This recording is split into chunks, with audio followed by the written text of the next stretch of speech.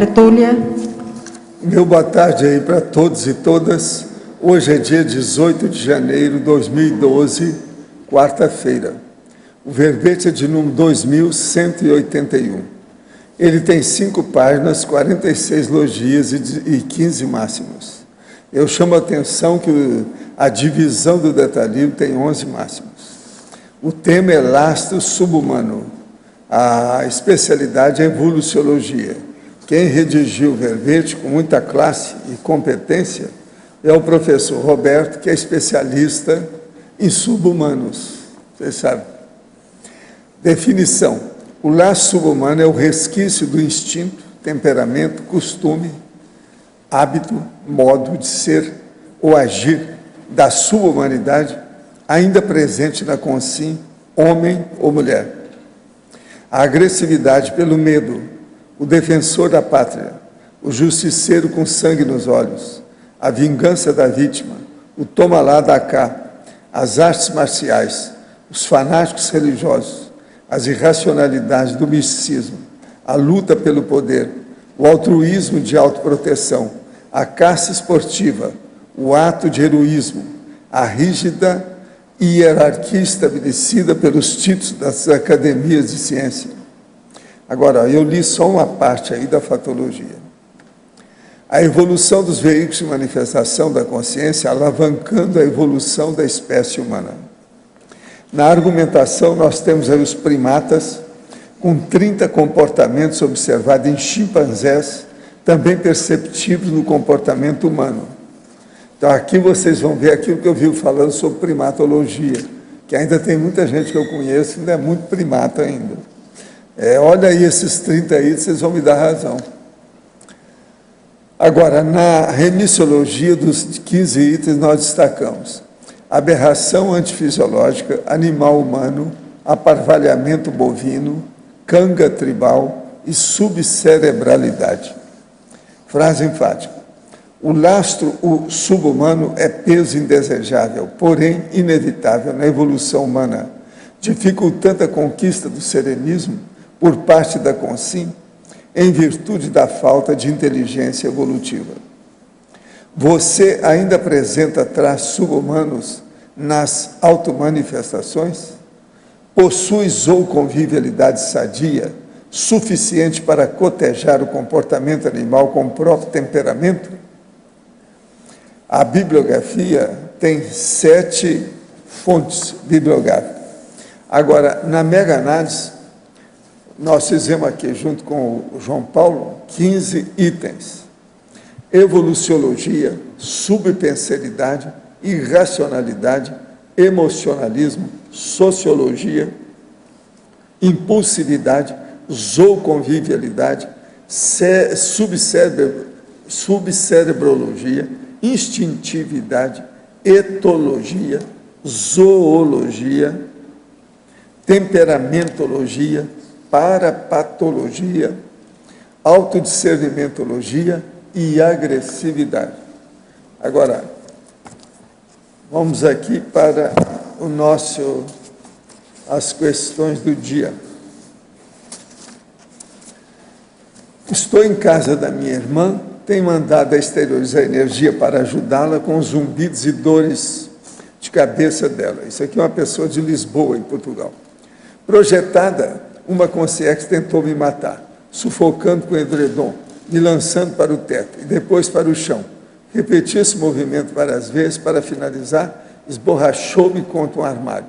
Gostaria de saber se essa consciência pode ser a mesma que está perturbando a minha irmã ou se esse episódio teve só a ver comigo.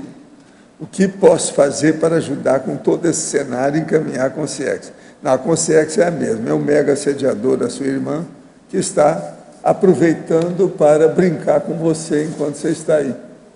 Agora, exterioriza a energia e acaba com os bagulhos energéticos que possam ter relação com essa condição da sua irmã.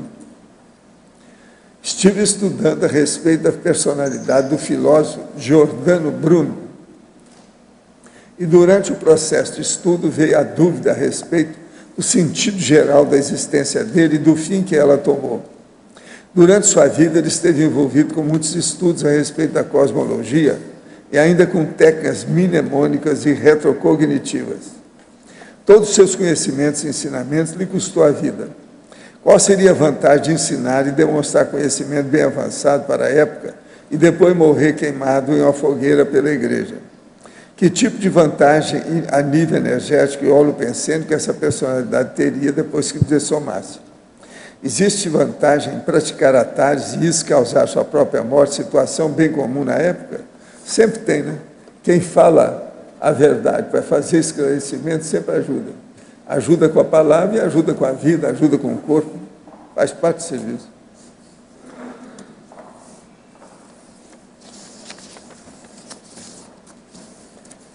Pelos inúmeros itens da fatologia e pelo fato da paragenética frágil sucumbir à genética e à mesologia, notamos que a situação geral é desoladora. Temos alguma ligação genética fortíssima com os demais primatas. Como levar esse laço indescartável, por enquanto, de modo pacífico, auxiliando a nossa interassistencialidade? Então, a questão ali que eu coloquei da paragenética débil, né, sucumbindo à genética forte ou à mesologia, eu quis fazer aí uma analogia, observando como é que reagem os subhumanos, cães, gatos, primatas, e como é que reagiria lá o evoluciólogo serenão. Um cachorro, a hora que ele nasce, um cachorro numa ninhada ali qualquer, ele vai ser muito influenciado, o temperamento dele vai ser muito influenciado pela mesologia, né, pelo ambiente e pelo modo que o dono vai acabar tratando ele. Porque ele tem ainda uma intraconsciencialidade muito frágil, né? Está num estágio ainda evolutivo muito incipiente.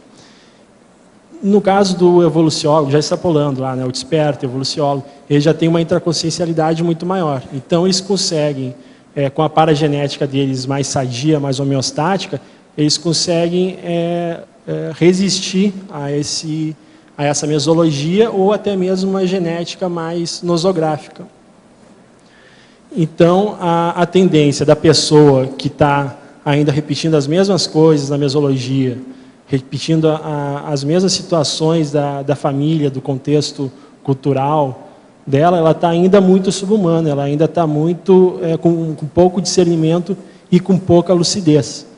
O que a gente tem que fazer para superar isso além do discernimento da lucidez, o princípio da descrença, né, o tempo todo, e usar aí da autopesquisa e principalmente da cosmoética, que são dois fatores que os subhumanos ainda não têm, né? O animal humano é o único que é capaz de mudar o seu temperamento sozinho, né, pela autopesquisa. O subhumano não tem isso. Então, a pessoa que está abrindo mão da autopesquisa, ela está se aproximando mais do subhumano e abrindo mão de uma ferramenta evolutiva aí muito importante. E também o caso da cosmoética, né? Ter aí o seu código pessoal de cosmoética para poder encaminhar de forma mais homeostática essa evolução. E não simplesmente se render aos instintos, às vontades, a bel prazer da vida humana.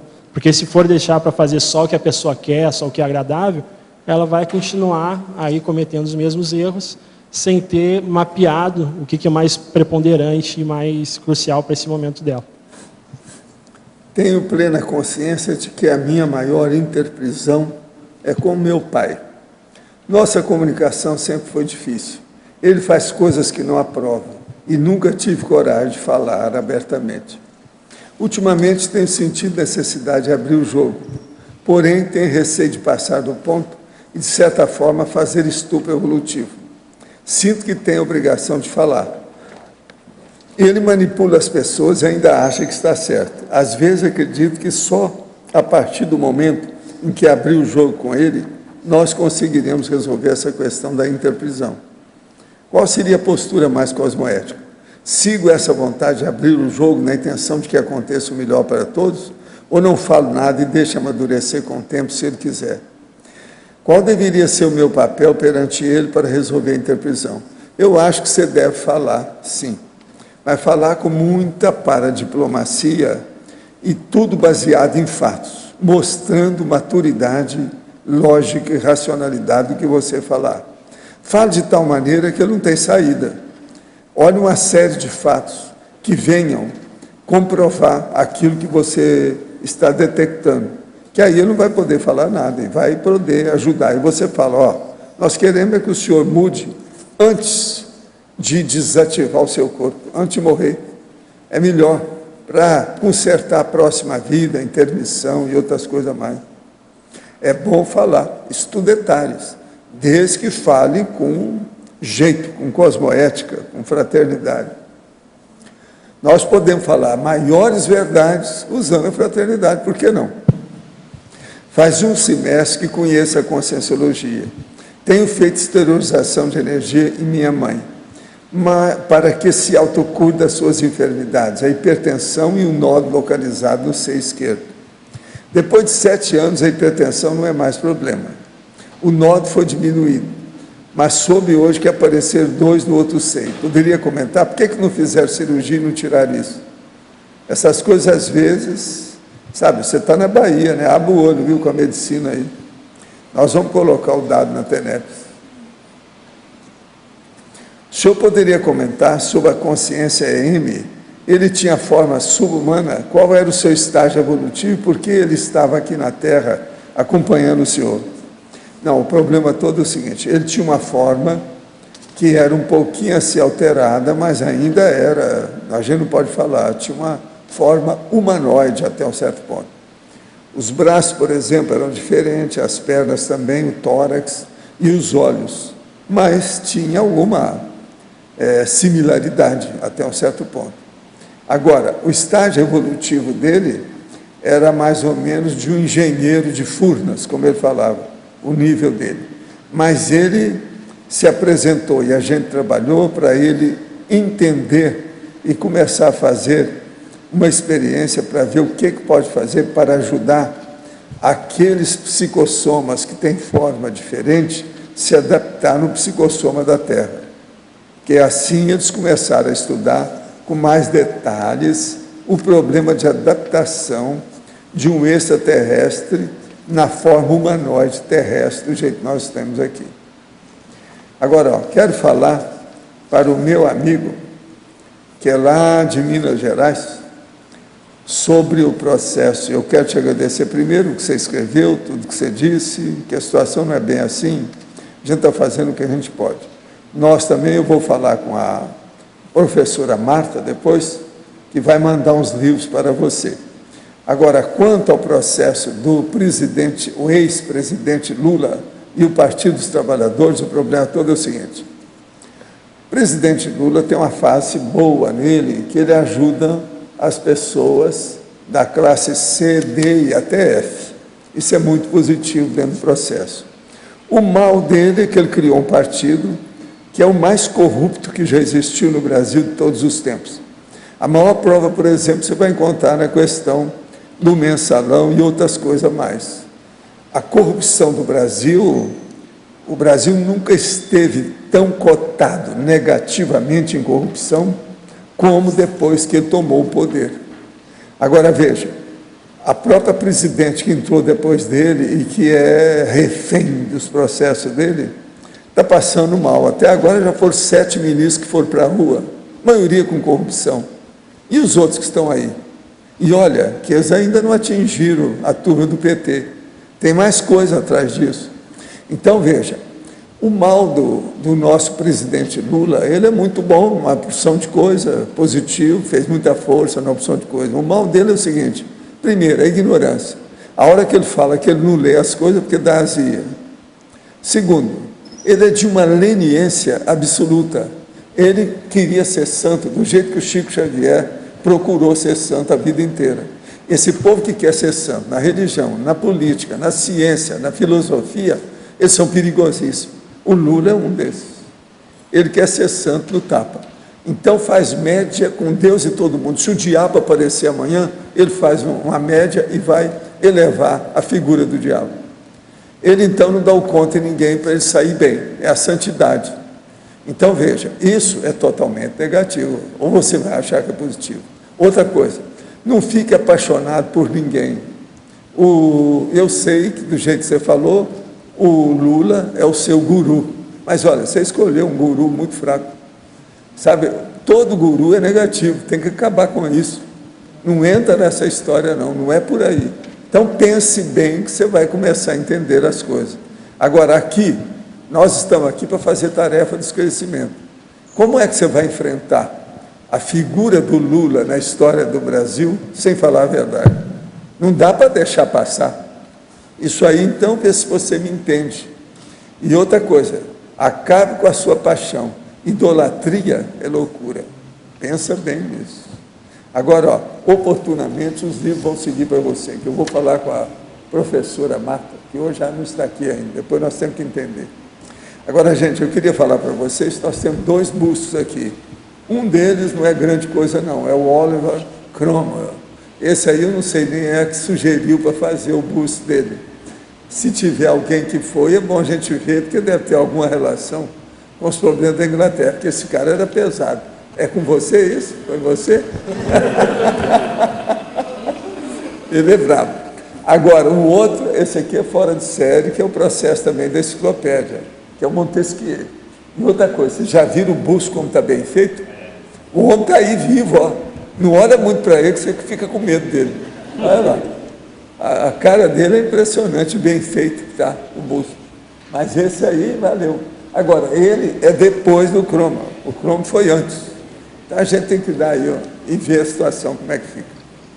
Agora, para você, Roberto, em Fatologia, página 35, segunda linha, as artes marciais, se usadas somente como ginástica, autodisciplina e defesa pessoal, em último caso, quando o agressor não conversa, só ataca. Seria correta e cosmoética? As artes marciais é a autodisciplina do subhumano, né? Como eu falei na pergunta anterior, se eu estou abrindo mão da autopesquisa e da cosmoética para trabalhar minha autodisciplina, eu estou querendo me equiparar aí aos bichos. E agora a luta da moda aí é o MMA, né? Que até nos Estados Unidos é o esporte que mais fatura, já passou do futebol americano, basquete, tudo. Se for comparar aquele MMA com uma rinha de galo, é a mesma coisa, né? Tem um ringue ali onde tem dois bichos que se batem até um deles não aguentar mais. Nada mais é que uma rinha humana. Tem rinha de canário, tem rinha de cachorro, tem rinha de galo e tem rinha de gente. Essas artes marciais são a mesma coisa. Não tem como você querer defender o desenvolvimento da autodisciplina através de uma prática que vai exacerbar ainda mais a sua impulsividade, a impulsividade animal. É exatamente o oposto. Alver Beethoven, em Fatologia, página 35, quarta linha, poderia explicar o altruísmo de autoproteção e, na quinta linha, a maternagem subcerebral? Bom, o altruísmo de autoproteção é uma expressão usada para definir aquela situação onde o animal já tem uma empatia pelo outro indivíduo, né? Ele precisa ter uma empatia para saber quando é que o predador dele vai atacar, quando é que o colega dele está agressivo com ele, com quem que ele pode se meter ou não.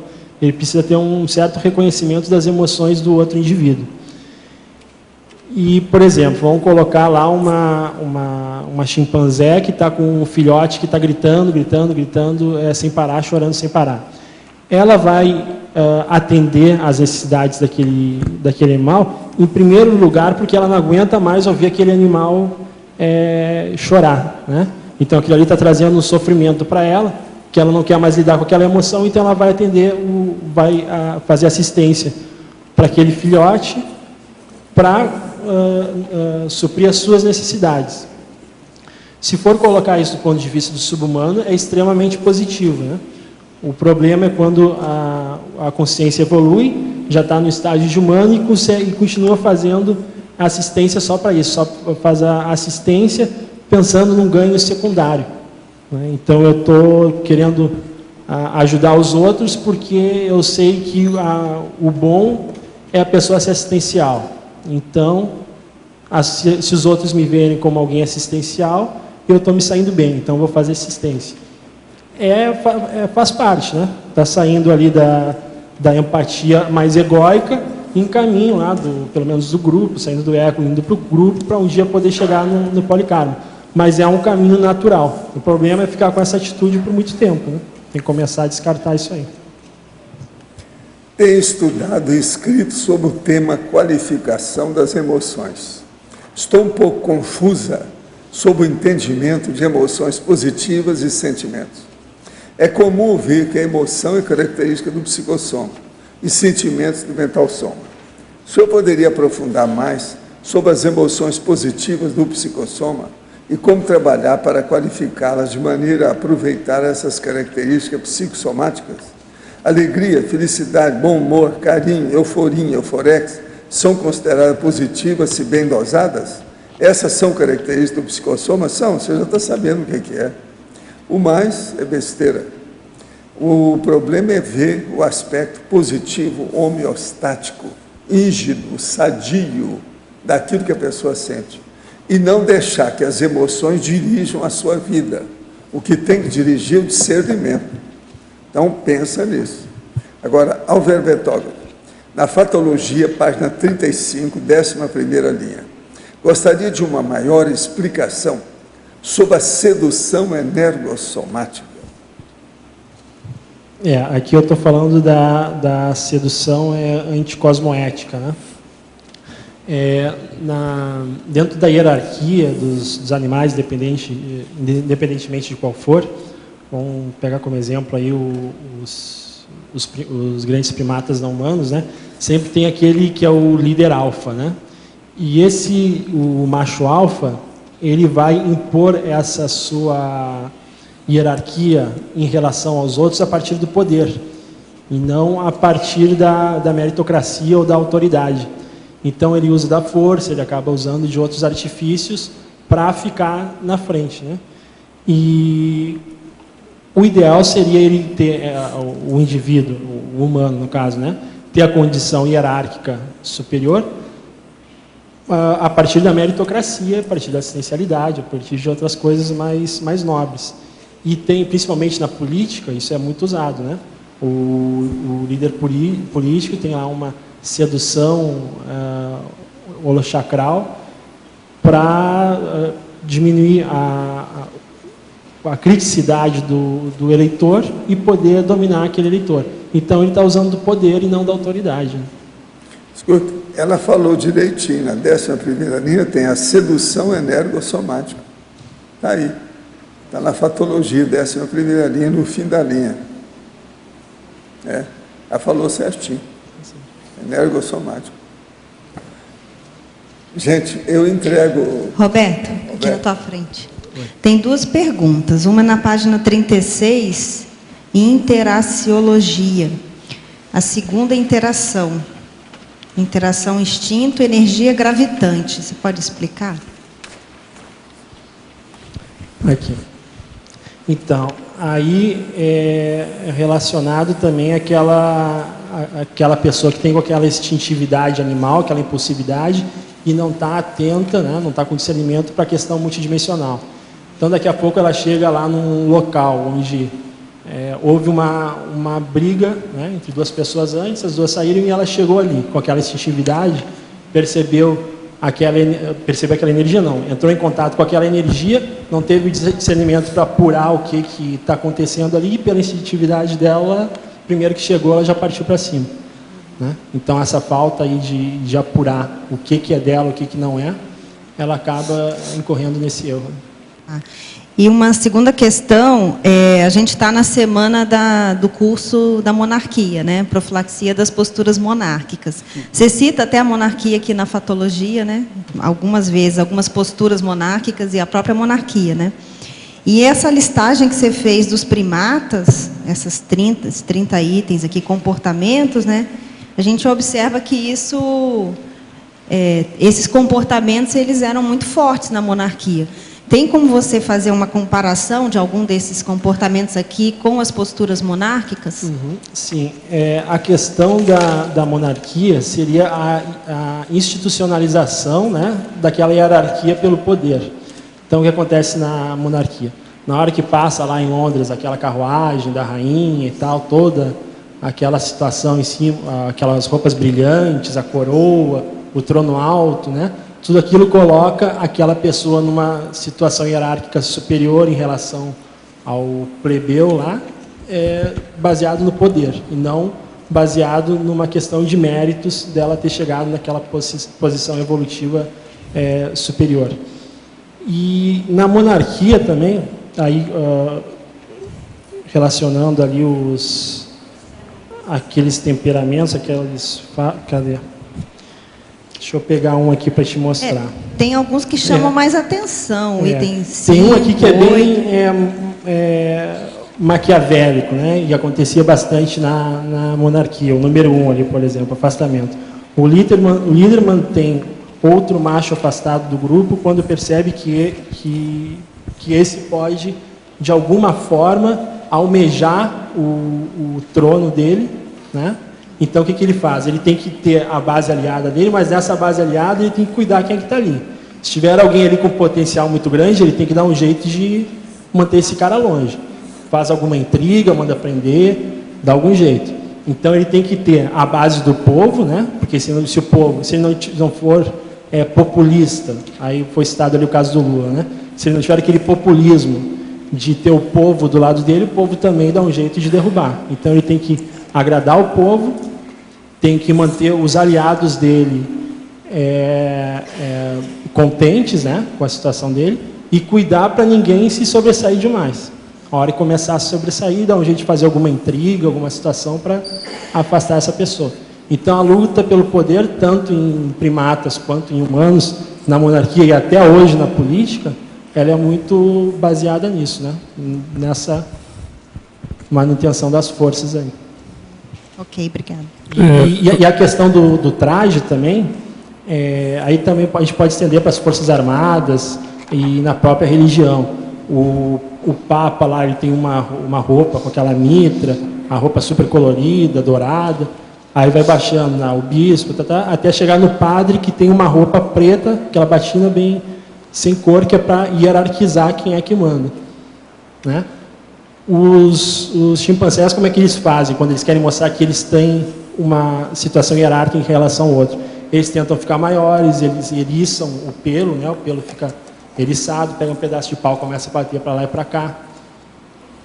Como o humano não tem essa capacidade de mexer no corpo dessa forma, ele coloca a roupa. Então, o mais colorido, mais brilhante, até chegar lá no padre que tem aquela batina preta.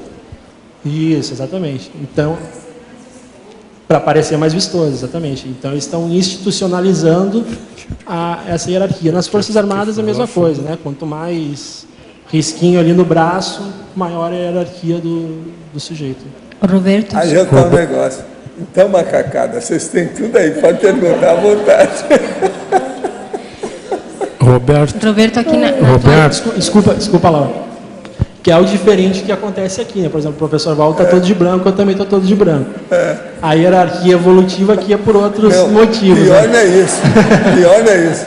A gente está dirigindo o processo aqui no buraco. Exatamente. Olha lá, olha lá. É o contrário. A nave capitânia está lá em cima. Então, aqui é o contrário, há uma inversão de valores e de posições. Então a veste única proporciona isso aí, né? O pior da história da macacada é uma coisa só. Eles não sabem o que é o local de poder.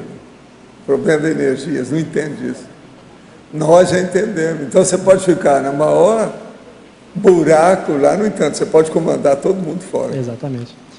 Eles tentam levar a força. Né? É o local de poder. Nossa. É onde você põe energia. Só continuando aqui com a reflexão da Cris, me chamou a atenção também no item 16, você fala interesse, desenvolve na empatia com o propósito de beneficiar a si mesmo. Isso nós no curso estamos chamando de dissimulação, que seria também o que a monarquia fazia para poder se ubicar. E o item 18, da manipulação, seria aquilo que acontecia nas intrigas da corte mesmo, né? Machos mais velhos, sem o vigor físico para liderar, podem exercer grande influência nos bastidores. Então, esse processo dos bastidores na monarquia era muito sério, que é o chamado de intrigas da corte, né? É o terceiro escalão, né? Às vezes, para a pessoa chegar no poder, ele não tem que agradar só o chefe lá, ele tem que agradar a secretária do chefe, senão puxam o tapete dele, né? Então, a briga se dá toda nos bastidores. O que aparece lá, às vezes, é o laranja, né? O testa de ferro. A briga está toda por trás, aí é um puxando o tapete do outro. Era a sobrevivência deles. Exatamente. Tinha que fazer mesmo. E até hoje é assim, né? Até hoje. Roberto, eu vi esses 30 aqui, é impressionante, porque eu não sabia que o chimpanzé tinha tanta similitude com... Essa aí é só uma parte. Agora, esse bilhete dá para estender bastante. Desses aqui deve ter um monte que tem similitude com a monarquia, deve ter um monte. Escuta, eu fui ver aqui a bibliografia, até pensei que foi você que tinha escrito esse livro, depois que eu vi que não é. O livro é o seguinte, é do tal Franz de Waal. Então, eu primata, porque somos como somos. Ele escreveu, eu primata. Pensa bem. E ele tem algumas ilustrações dentro do livro dele, e tem às vezes quando ele desenha uma pessoa, ele não diz quem é, mas é muito parecido com o Bush, algumas vezes. Ele dá alguns exemplos, é extremamente parecido. Agora, ó, mas ele é muito bom esse cara. No curso da monarquia, aí que ela vai fazer, a professora Laura, eles vão fazer a comparação de todas as reações dos primatas com a turma da monarquia. Eu aconselho, recomendo e indico ver esse curso e observar muito esse filme que vai ser passado. O filme é de meia hora, 20 minutos por aí. Então, vale a pena ver, porque vocês vão ver como é que é a reação da monarquia, a reação da macacada.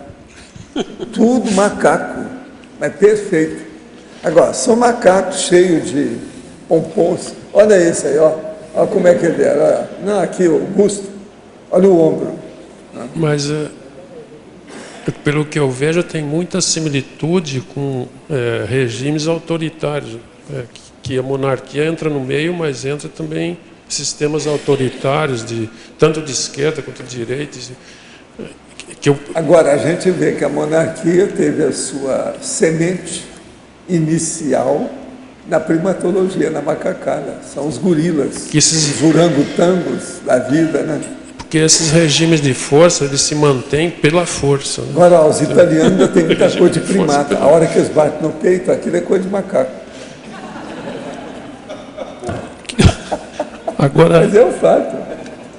Só uma outra questão, o antagonismo, esse primeiro antagonismo, o antagonismo de evolução consciencial, o darwinismo social. Podia dar uma ampliada, né?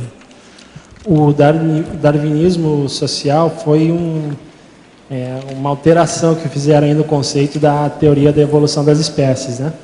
Então, pelo darwinismo social, eles acham que a injustiça social ela é necessária para estabelecer as ordens, o equilíbrio dentro da sociedade, né? Então, o mais forte ele tem que eliminar o mais fraco, que na verdade não é isso que fala a teoria da evolução das espécies.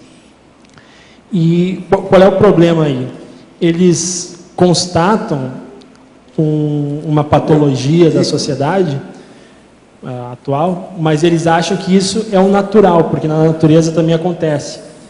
Eles não sabem ver a diferença de perceber uma coisa como ela está e como que ela deveria ser. Ela está assim patológica, mas ela não deveria ser assim, né? Então isso vai contra a evolução consciencial. Seria a pessoa nascer e dar vazão a todos os seus instintos. O instinto dela é realmente de macaco, de primata. Mas deveria ser assim? Não. Então, ela tem que, por ela mesma, evoluir para mudar essas circunstâncias. E os darwinistas sociais não, eles acham que está tudo certo, porque na natureza é assim, o mais forte acaba com o mais fraco. Que na verdade não é isso, né? A teoria ela fala sobre que os mais aptos vão sobreviver, não que a lei do mais forte, que o mais forte vai ditar as regras e dizer como é que é. Por esse darwinismo social, tem gente, inclusive, que lançaram livros defendendo o estupro. Porque eles veem que entre os insetos, entre os animais, existe o sexo forçado. Então, eles acham que isso é natural, e como ocorre em humanos, isso deve continuar. Não. Isso ocorre, mas não deveria ocorrer. Então, tem que correr atrás para não correr. Uma das bobagens de vários filósofos, agora estamos falando, meter o pau em filósofo aqui, é que muitos deles defendem como natural toda essa disputa de força, né? Por exemplo, Nietzsche, o próprio Hegel e outros, eles defendem isso como uma coisa natural. Tem gente defendendo autoritarismo filósofo mesmo. Talvez a maior bobagem de filósofos, uma das mais... É exatamente isso que é chamado de darwinismo social. Né? Agora, esse que você arranjou é pirado, né? Nietzsche. Esse não vale. Nem os macacos não querem saber do Nietzsche. Roberto, aqui na letra B, perdão. Uma coisa me chamou a atenção aqui nesses 30 itens, a questão da anticonflitividade, né? Geralmente, falando de primatas, né, nossos colegas primatas, é muito interessante que tanto nos gorilas quanto nos chimpanzés, as fêmeas normalmente se encarregam de diminuir esses conflitos quando elas fazem esse reato, né, social, no sentido de promover aquelas catações coletivas. Aquilo é uma maneira de manter a ordem e a paz. No final das contas, você tem o macho alfa lá, mas em geral as fêmeas, trabalhando nos bastidores, é que promove essas profilaxias e de volta a união daquela comunidade, né? Isso do ponto de vista humano também muitas vezes acontece, né? Por exemplo, nas relações familiares, eu vejo que às vezes aquela matriarca, aquela mãe, ou tem uma pessoa, uma mulher, que ela se encarrega de evitar novos conflitos a partir dessa reaproximação, com carinho, enfim, né?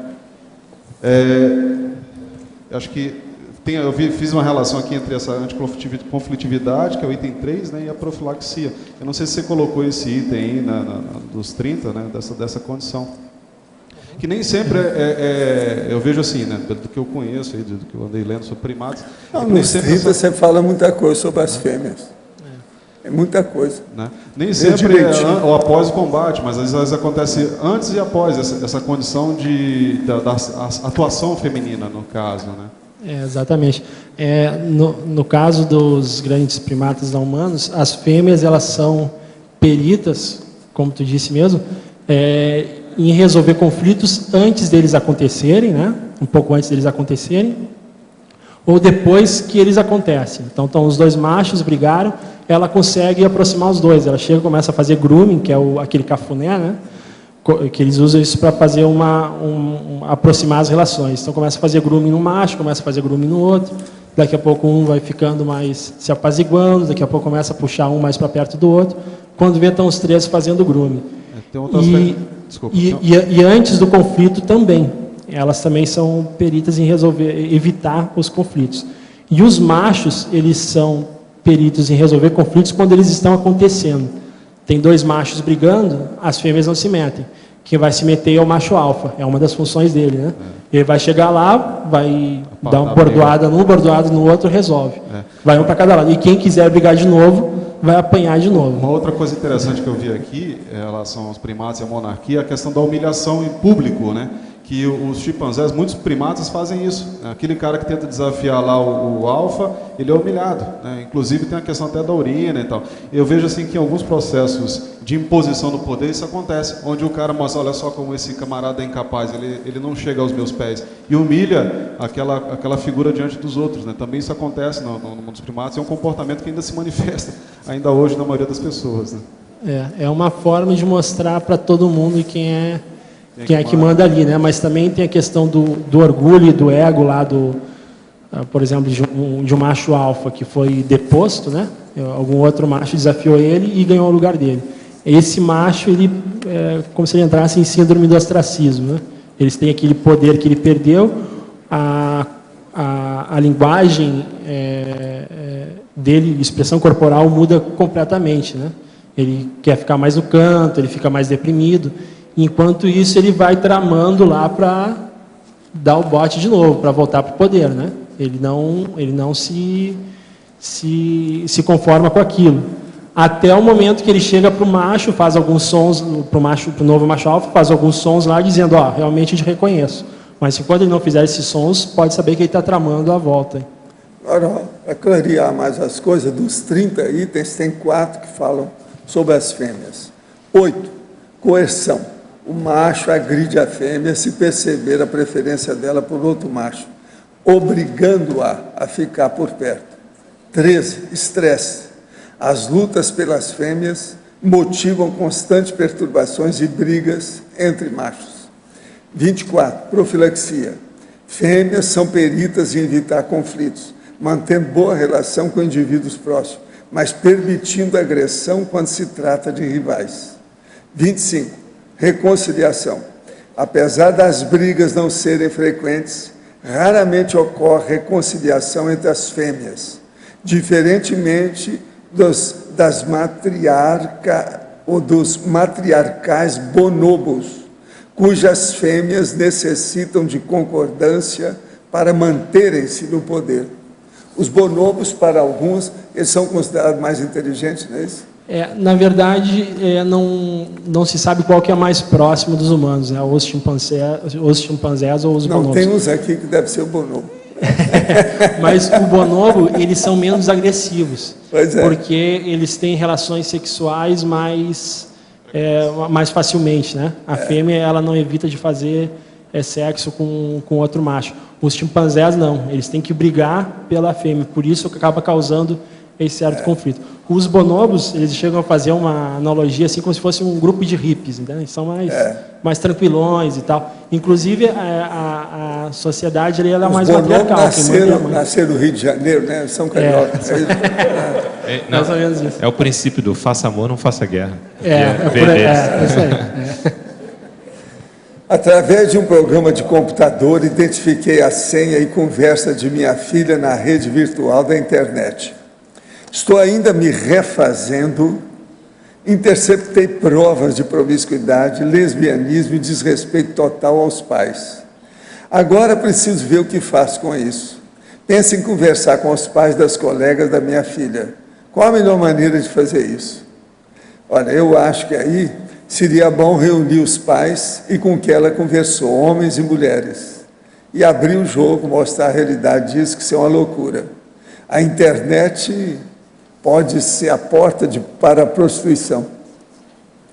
Para você, sinergismologia, página 36, quarta linha. Poderia esclarecer o sinergismo, etologia, evoluciologia? Assim, a etologia é o estudo do comportamento, né? E, como eu já disse em outra fala aí, o animal humano é o único que é capaz de, pela autopesquisa, mudar o seu comportamento. Como que ele faz isso? Saindo da instintividade e tendo mais discernimento e autopesquisa. Aí esse aí é o caminho da evoluciologia. Se deixar, o sujeito vira humano, continua agindo instintivamente, ele vai estagnar. Então, ele tem que conhecer o seu comportamento, o comportamento dos animais, para saber qual a relação, o que ele está fazendo de errado, para tentar fazer uma analogia de como que deve ser lá o evoluciólogo, para buscar esse caminho. Em sindromologia, página 37, primeira linha, poderia explicar a síndrome da máquina orgasmogênica? Então, são aquelas pessoas que não conseguem ter o prazer sexual. Então, elas acham, estão sempre buscando mais e mais e mais e mais prazer e acham que o corpo humano serve só para ter orgasmo, né? Então, eles nunca estão satisfeitos, estão sempre correndo atrás. E se for ver ali os chimpanzés, principalmente, a maioria dos conflitos deles é por causa do sexo. Eles querem o poder para, entre outras coisas, poder ter a comida, né? Escolher a comida, mas também para escolher as suas fêmeas. Então, a vida deles acaba rodeado por isso aí, a busca do poder para poder ter essa prioridade. Na fatologia, página 35, penúltima linha, os hinos nacionais incitando a guerra e os feriados para lembrar confrontos. Poderia comentar? As sociedades, elas começaram, se for pegar lá, milênios atrás, para fortalecer os indivíduos dentro dela, né? Então, estavam lá esses... Los enfants de la patrie. Exatamente. Então, estavam lá dentro, cada um dentro da sua caverna. Se fosse cada um por si, ia ser um problema maior, né? Eles teriam mais chance de sobreviver. Então, começaram a se agrupar em pequenos grupos. Só que um grupo ele acaba sendo rivalizando com o outro.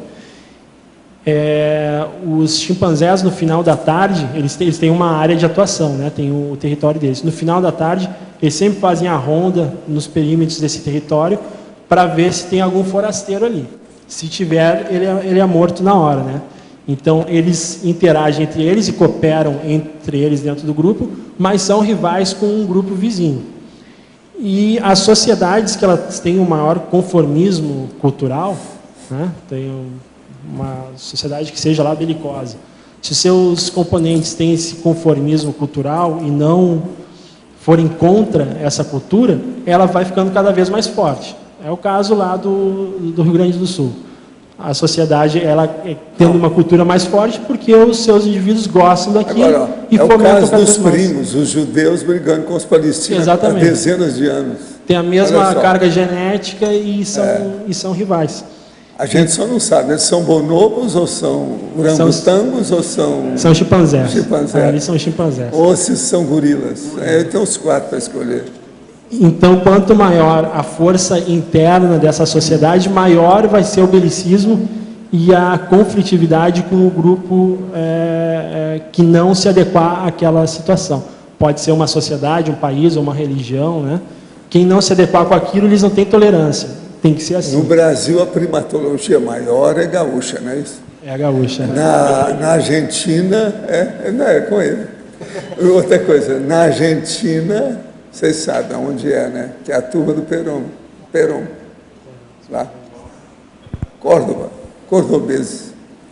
Na binomiologia, página 36, terceira linha, poderia explicar o binômio direito para direito no contexto do laço subhumano? Então, o direito, ele é lá está almejando chegar até o para-direito, né? Mas o direito ele ainda é muito regado por aquela emotividade, né? Instintividade. A pessoa que foi prejudicada em alguma coisa, ela quer a justiça, então ela tem sede de justiça, ela acaba confundindo a justiça com a vingança. E aí ela passa de vítima a carrasco, né? Na hora que ela começa a colocar a vingança e confundir a vingança com a justiça, ela acaba passando de vítima a carrasco. Para chegar até o para-direito, ela teria aí que rever essa instintividade, essa agressividade, para um dia poder almejar chegar até o para-direito. Mas o direito e as leis ainda são muito intrafísicas e muito simplórias, né? Até eu coloquei na fatologia lá, o justiceiro com sangue nos olhos, a vingança da vítima. É muito comum as pessoas confundirem vingança com justiça. Na listagem de primatas, poderia ampliar o item 6, calculismo? Então, a reconciliação entre chimpanzés machos podem ser mal sucedidas, mas nunca são engodos, enquanto fêmeas simulam reconciliações para aproximarem-se das vítimas. Vou explicar. É muito mais comum os machos, depois de uma briga, eles reconciliarem, porque eles vivem um ciclo de briga e reconciliação, do que as fêmeas. As fêmeas dificilmente brigam, mas quando brigam, dificilmente se reconciliam. É muito difícil delas se reconciliarem. Estou falando dos primatas, né? Então,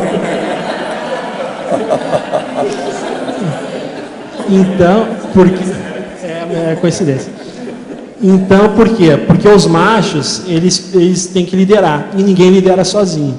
Então, se o líder lá começar a brigar com toda a base aliada, com todo mundo que está em volta, vão tirar ele dali.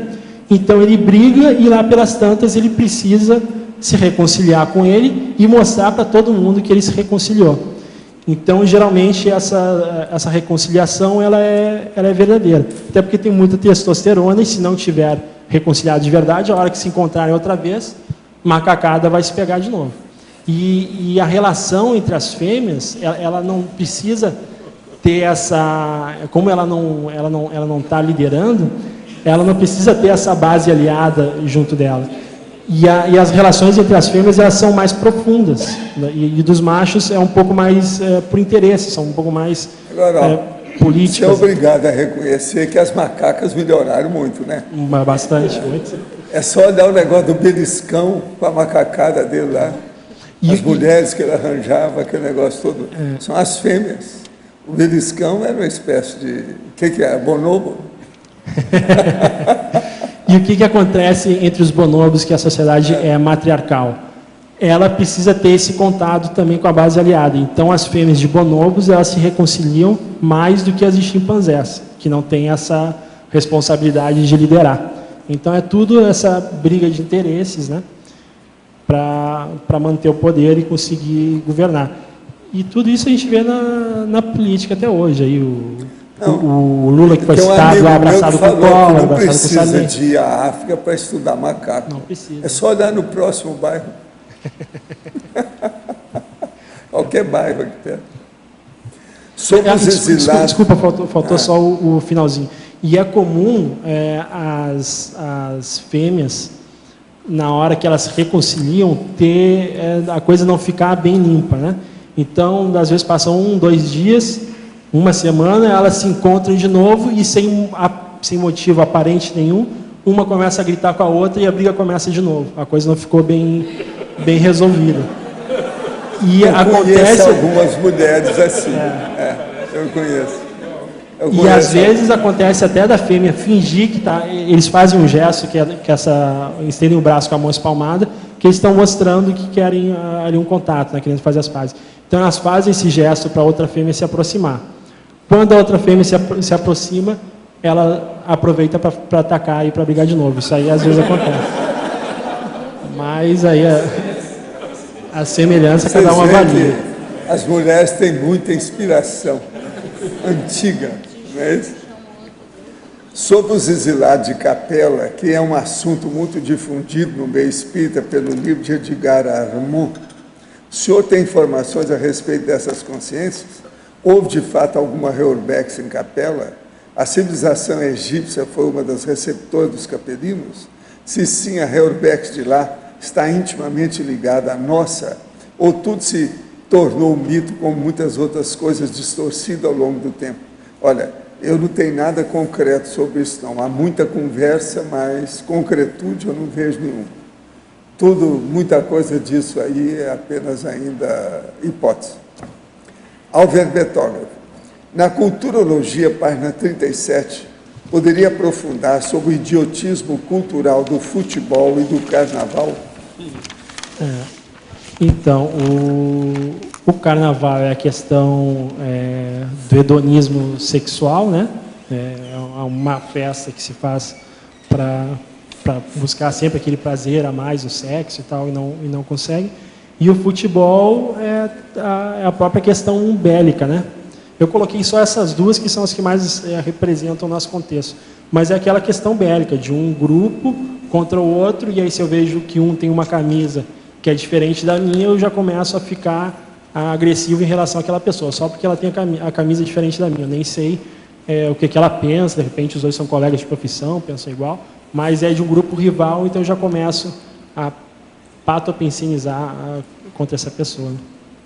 Na Principiologia, página 36, primeira linha, poderia aprofundar o princípio da alta evolução, requerer inovação incessante? Tenho bom convívio com sub-humanos, contudo, não tem necessidade de ter cachorro, gato, dentre outros. Alguns me procuram, interagimos, mando meu recado por telepatia, desejando o melhor e pensenizo para que sigam em frente e avancem no processo evolutivo.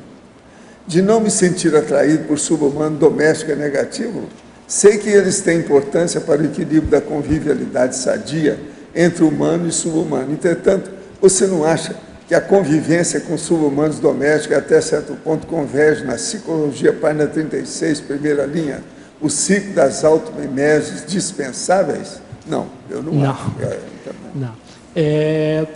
Não. Nessa história, quem está errado é ele que está perguntando. Mas tem uma coisa, se ele não gosta de animal, não precisa ter bicho em casa, senão quem vai passar trabalho é o próprio bicho. Se ele não gosta de animal, ele não vai gostar também de gente. Não gosta. Porque se o animal ele consegue dominar, a gente é mais difícil. Então a tendência da pessoa que não gosta de bicho, na minha vida eu tenho visto isso demais. É gente que não se dá bem com ninguém. Não gosta. E o animal está mostrando a imaturidade dele mais crua, né? E se ele não tem paciência para interagir com aquele indivíduo que é diferente que ele, outra coisa, ele não vai interagir. O animal faz o diagnóstico da pessoa na cara dela. Não tem jeito. Os animais diagnosticam o ser humano, mostram a realidade dele. Se ele presta ou não presta. Não tem jeito. Não então, dá isso... Aí o nosso amigo deve estar sentindo isso. É bom você reciclar um pouquinho sua convivialidade. E na hora que a pessoa vai passar por policarma, ele vai querer ser um assistente policármico sem assistir agora, planta, ele bicho. Perguntou aqui sobre o princípio da autoevolução requerer inovação incessante.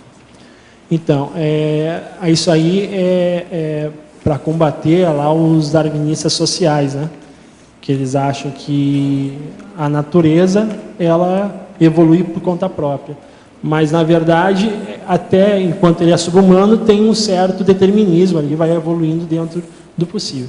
Na hora que ele chega no estágio humano, a intraconsciencialidade dele é que vai fazer ele evoluir mais rápido. Tem um que vai chegar serenão e o outro vai continuar lá como concel.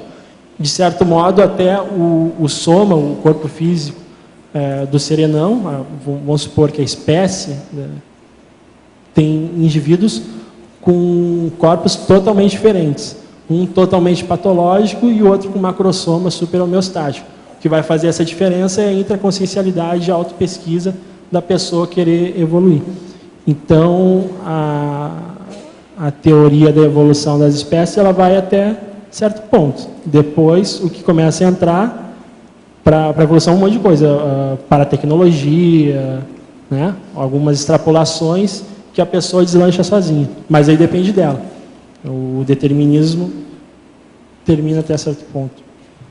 Roberto, aqui é Rosa, aqui no B, na página 37, nesse item 3, anticonflituosidade, eu li alguma coisa que eu estou estudando sobre primatologia também, sobre a questão da mediação, que as primeiras mediações surgiram entre símios, né? Entre chimpanzés também. Você leu alguma coisa sobre essa questão da mediação?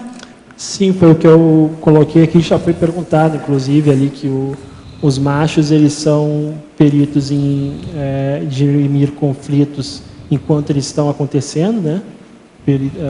Conflitos mais violentos, e as fêmeas elas são capazes de evitar o conflito ou depois que ele ocorreu fazer o apaziguamento lá dos dois que brigaram. Então cada um tem essa sua característica. Sempre a mediação dentro do próprio grupo, com o grupo vizinho não? Não, dentro do próprio grupo, entre vizinhos eles são rivais, né? Dependendo da espécie. Os bonobos nem tanto, mas os chimpanzés principalmente. E aí dentro do grupo quem tem essa obrigação de terminar com o conflito é o alfa, né? É o macho alfa. Uma das obrigações dele é manter a paz dentro do grupo. E as fêmeas elas vão fazer Nessa escala de categorias, o símio, por qual a diferenciação do símio nessa evolução então, os grandes primatas não humanos aí são os bonobos, os chimpanzés, o gorila e o orangotango, se eu acho que é o orangotango, tem mais um, se não me engano são esses quatro, são os grandes primatas não humanos. Eles são classificados assim pelo tamanho deles e porque eles não têm aquela cauda preensil, né? E os outros têm aí uma série de outros grandes primatas e depois entram os macacos, que são ainda anterior na evolução. A ordem de evolução é essa. Os mais próximos do humano, aí são o bonobo e o chimpanzé. Os símios. Como entram os símios aí? Por que essa categoria de símios? Aí a questão mais biológica teria que ver com o Roberto Leme. Aí não, aí eu E não sei outra explicar. pergunta, você leu alguma coisa sobre o 100º macaco, a teoria do 100º macaco? A do Rupert Sheldrake, né? Sim. Uhum. É sim, mas ali não tem... Para esse verbete Mas aqui não tem tanta diferença. eu fiquei assim, mas aquilo acontece também, tanto o em professor humanos, cita- cães, gatos. Né? O senhor cita no Homo sapiens pacífico, 100º serenão. E o senhor introduz o parágrafo com o macaco. Isso tem a ver a teoria do 100º macaco com essa evolução até chegar ao serenão? Porque tudo é um processo de evolução. Chega num ponto que aquilo transborda, passa para outro nível. Entende? Por exemplo, os chimpanzés hoje são os Zés Manés. Já viu falar no Zé Mané? Tem os Zés Manés. São os chimpanzés humanos. Mas ali é a questão da formação da massa crítica, né? Vai formando.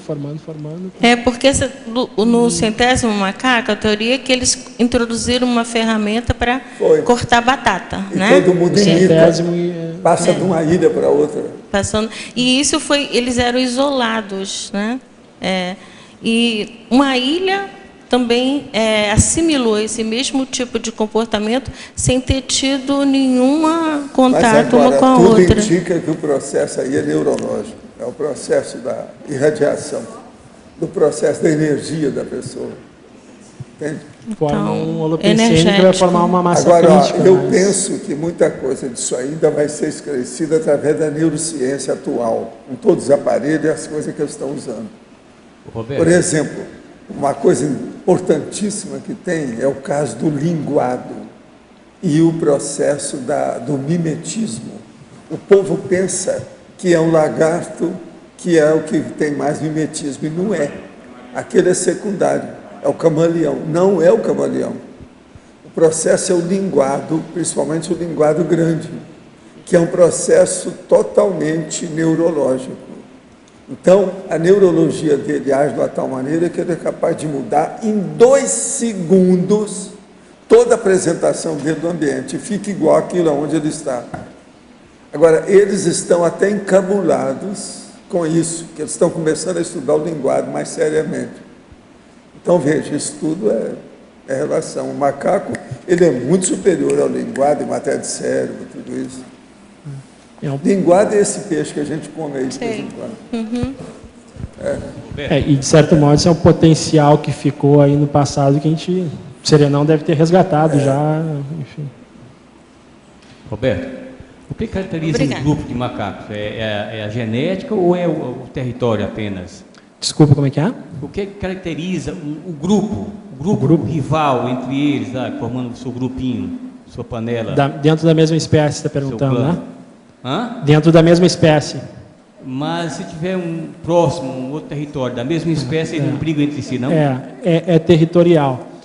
É o clã. É o clã. É territorial. Agora, uma coisa que ajudaria, por exemplo, 2 grupos rivais a se agredirem menos seria se tivessem cruzamentos entre fêmea de um lado com macho de outro. Porque aí ele vai ter um descendente genético lá no outro grupo. Né? Só que isso não acontece. Eles são fechados, entre os bonobos, por exemplo, como eles se reproduzem muito entre eles, ninguém sabe quem é o filho de quem. Né? Então, tu não vai atacar um outro indivíduo se ele pode ser o teu filho. Agora, quando é bem delimitado isso, eu sei que eu não vou reproduzir com o clã do outro lado lá, eu sei que qualquer um que eu matar ali não é da minha linhagem genética. Agora, Roberto, seria bom você fazer uns estudos que eles ainda não fizeram, eu já procurei e não achei. Que é o seguinte, por exemplo, os mafiosos são descendentes, que tipo de macaco que eles representam? Os narcotraficantes, qual o tipo de macaco dos narcotraficantes? Os pedófilos, qual o tipo de macaco? Tudo isso tem relação. Esse povo ainda não fez. Eu ainda não vi pesquisa sobre isso, você já viu? Seria bom pesquisar isso aí, porque tem uma característica. Para mim, até a Yakuza, que é a máfia lá, deve ter. Sabe saber o quê? Tem uns que eu fui conversar sobre isso, que eles acham que o Bonobo está atrás disso. Mas é preciso examinar, né? Eu quero ver os detalhes. Tem alguns macacos, ou, por exemplo, a hierarquia entre os macacos rezos, ela é bem mais fixa, né? Fixa. Não tem essa troca Não, assim, esses de poder. deve ser da Índia. É a turma das castas. Das castas, exatamente. Aquele povo das castas é tudo macaco, da Índia. Roberto, tem alguma diferença do córtex, neocórtex desses macacos, assim? De quanto mais, vamos chamar, evoluído, já tem um estudo, assim, de que o neocórtex é mais desenvolvido mesmo? Ficar aqui na frente. Entre uma espécie de primata e outra? Ela quer que leva todo mundo para o front chakra. Entre uma espécie de primata e outra, tu diz? Não conheço nenhum estudo, não, mas porque ele já tem neocórtex, né? Sim, o primata já. Agora, se nós fizermos o estudo pela criminologia, nós vamos poder classificar os primatas humanos. Isso que eu estou falando. Olhar quem é da máfia, quem é narcotraficante, quem é pedófilo, quem é o serial killer. Qual é o macaco que deu a raiz do serial killer? Isso tudo nós vamos ver a classificação dos primatas humanos. Tem que mapear aí todos eles. Eu penso que essas coisas todas têm que ser feitas. Você sabe que nós tivemos no século XVIII, XIX, alguns caras que andaram estudando isso. O próprio Darwin teve estudando as expressões humanas. Teve aqueles italianos todos que andaram estudando também. Entende? Tudo isso precisava de ser visto. Professor. A turma não gosta muito de entrar nisso, né? Porque às vezes pega ele mesmo. Né? O cara, quando vê, eu estou estudando eu mesmo. Entra a religião aí, né? Pois entra a religião, poder, dinheiro. Eles tiraram o corpo fora. Que o homem foi feito à imagem de Deus. A ciência salta de banda num monte de temas que ela não entra. Isso tudo é dogma científico. Principalmente as religiões que nasceram no deserto, lá, sem animais por volta, são aquelas que têm menos interação, né? Porque o homem foi feito à imagem de Deus, e não do macaco. Na hora que se depara com isso, dá um conflito. Olha, quem vai falar de agora não fica pensando que é macaco, não é. É a barba dele, olha dele. Então, a pergunta que eu ia fazer era mais vezes na linha do professor Valdo, que você escreveu aqui sobre as CPIs, onde eu estava conversando com meu pai esse assunto, né? Então, assim, você já observou, assim, alguma espécie animal que aproxime o comportamento do judiciário brasileiro perante tanta CPI que já, enfim, já teve tanto relatório expondo um monte de corrupção e ninguém literalmente vai para a cadeia? Quer dizer, a CPI se tornou uma condição que os deputados vão lá, eles fazem hora extra, ganham mais dinheiro, ficam ali meses. Meses, fazem relatórios imensos e aquilo não dá em nada. E o judiciário, como é que fica? Então, a pergunta seria incluir aí na lista aí dos mafiosos, mas se você já percebeu algum comportamento nesse sentido? Judiciário brasileiro, é isso que você está perguntando. Eu também pergunto. O comportamento Por isso que eu falei espécie animal, né?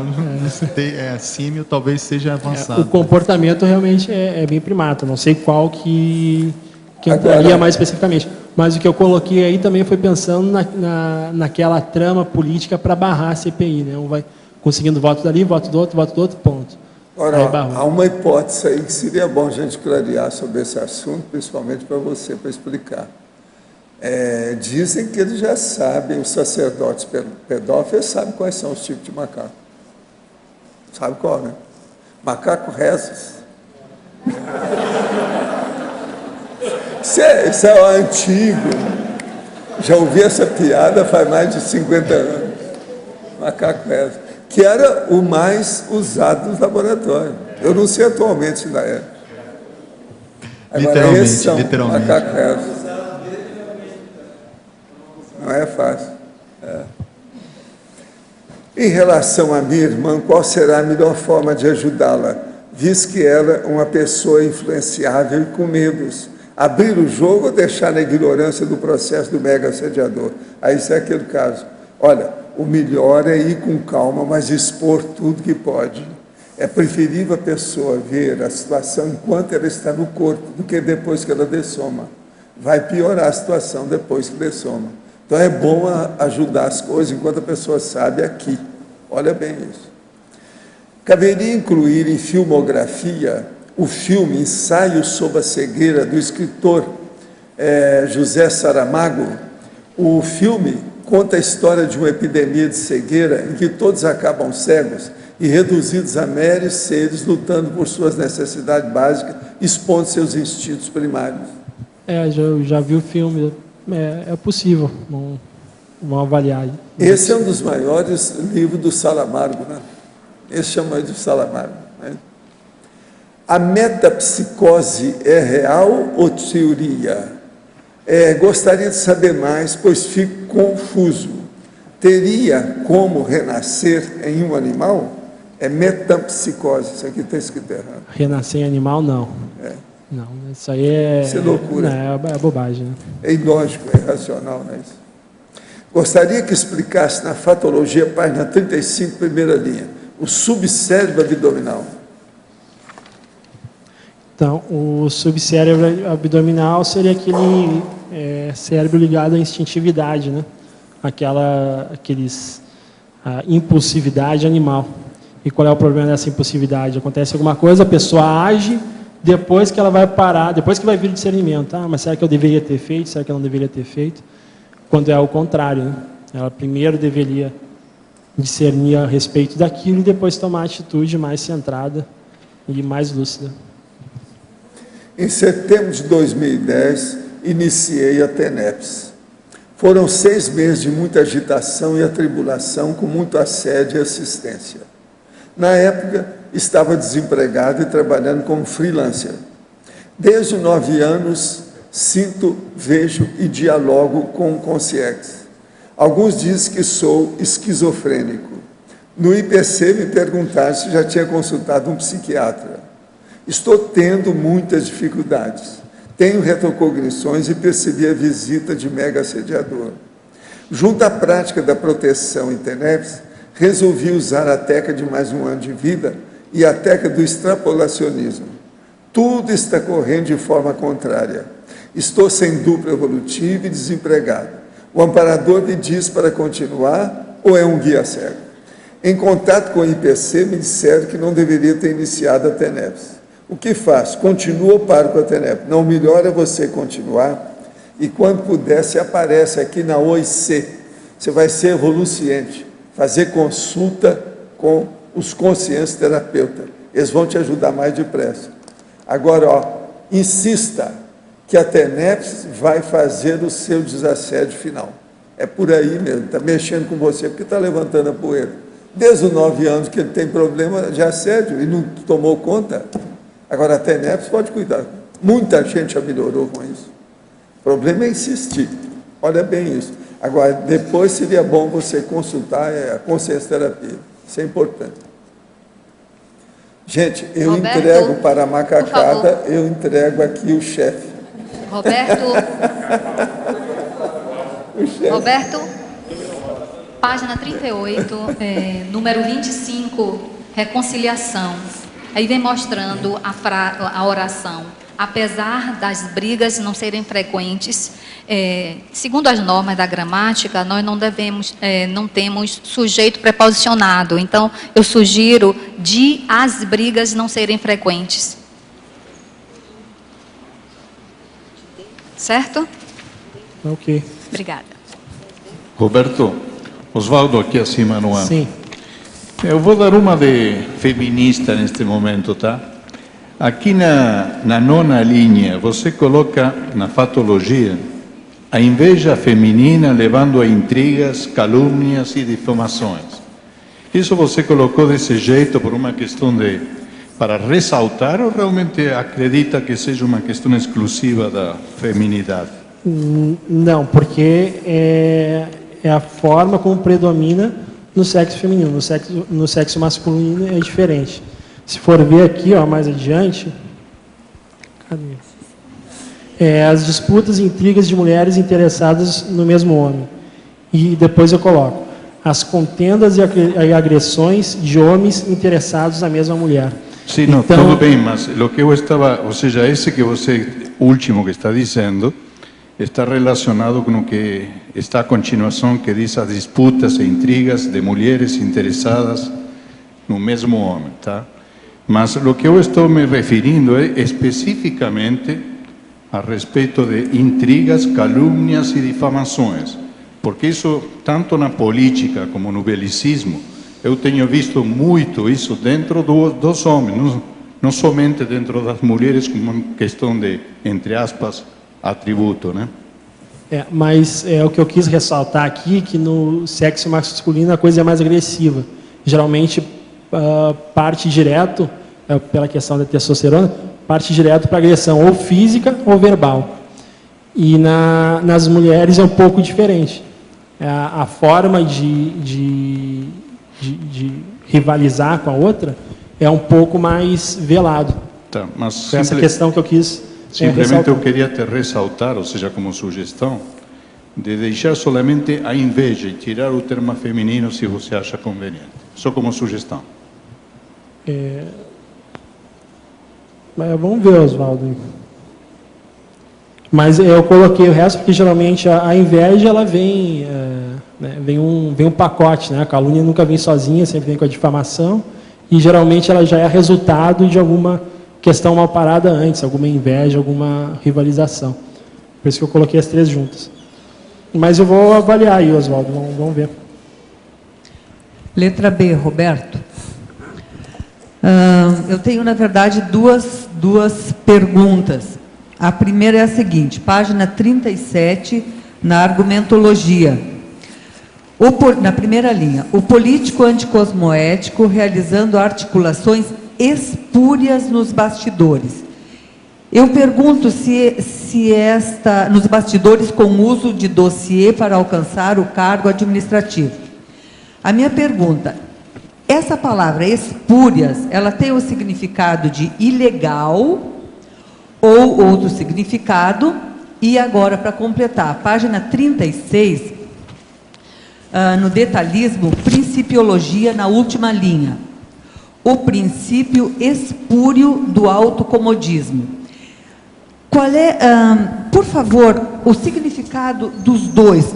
No primeiro caso, seria de ilegal. De legal, E no segundo? Ajuda aí. Tudo é anticosmoético. O processo todo é esse. É a questão do anticosmoético e da má intenção mesmo. Né? Ok. A má intenção. Mas a primeira lá eu não achei, que tu falou dos políticos. Exemplologia. Tá? É exatamente isso aí. Porque o que ele faz geralmente na frente das câmeras ou no palco ali é uma coisa, né? Ali é só a casca. Nos bastidores, o conteúdo mesmo está nos bastidores. Aí ele não tem a menor... É a atitude anticosmoética. Aí tudo prevalece. Aí o temperamento dele realmente prevalece. A política acontece mesmo nos bastidores. E a democracia representativa, ela dá essa oportunidade. Porque ela dá a oportunidade, ela mata a sede lá do político do poder, né? Ele consegue chegar ao poder e consegue fazer toda aquela trama para se manter no poder, para enganar o povo, para fazer aqueles conchavos. A democracia direta acabaria com isso. Já não teria esse cargo aí para ser almejado. Então, a democracia representativa, ela é uma simulação do que acontece entre os primatas. Tem lá o macho alfa, que ele é aceito como representante daquele grupo. Só que esse macho ele pode escolher as fêmeas, ele bate em todo mundo, ele pode escolher a comida antes dos outros. E por que os outros macacos não tiram ele lá do lugar? Qual é o benefício deles? Eles estão transferindo a responsabilidade. Ou seja, na hora que tem um confronto, quem tem que ir lá é o macho alfa. Eles não são obrigados a estar trabalhando em todos os confrontos. Na hora que eu estou escolhendo um representante para me representar, eu posso ficar alheio às questões políticas. Então eu voto, cada 4 anos eu vou lá, voto no sujeito e ponto. Passo 4 anos sem precisar me incomodar com as questões políticas. Então, eu estou transferindo a responsabilidade de algo que deveria ser, eu deveria ser o maior interessado para outra pessoa. A democracia direta seria exatamente o oposto, né? Eu tomo as rédeas da própria evolução. A outra, Roberto, assim, é a segunda vez que eu participo de tertúlias com os verbetógrafos. Dá um frio na barriga, dá o coração, vai pela boca, como é que é aí? Não, ou você está impassível? Não se incomode com isso, porque está provado o seguinte, que a primata fêmea, o problema maior dela é o desprezo do primata macho, o homem. Entende? O processo é o desprezo. Se não tem desprezo, não tem nada, a mulher sai bem. Entende? Agora, a mulher desprezada, ela vira macaca, bonobo, chimpanzé, orangotango, todo tipo. É o problema da difamação. Aí é que entra. Entendeu? De modo que falar aqui não tem nada não, você é ótima. Viu? Vamos entrar nessa, é aquilo que eu te falei da outra vez. Vamos nessa. Mas eu ainda acho que ele fica com frio na barriga. Não tem motivo. Não, mas aqui o campo aqui embaixo é bem seguro, bem agradável, não se preocupa não. Não tem nada frio. Do ponto de vista feminino, eu posso dizer para você que também não dá frio na barriga, tá? Aqui, na sua frente. Eu não sei se a Rosa ia falar isso, mas eu não senti frio na barriga quando fui lá defender verbete. A Neida está do seu lado. E vou para você, Neida. Sentiu frio na barriga? Se falar com a maioria dos verbetógrafos, é difícil ter alguém que relate homens e mulheres. Barriga. Exatamente. Chega a dar banho de energia. Roberto, aqui na politicologia, você poderia ampliar o conceito, as coalições políticas dos partidos repartidos, o que você quer dizer com isso aí? Sim, os partidos repartidos, no caso que cada um quer puxar para um lado, né? Então, hoje em dia, o que se observa é que o partido já não tem mais identidade. Ele é uma questão de comodidade e ver aonde cada um vai ter mais poder. Então, às vezes, tem dois partidos, um partido que pensa todo ele coeso, todo ele pensa igual, mas dividem em 3. Para quê? Para cada um ficar com um pouquinho do poder.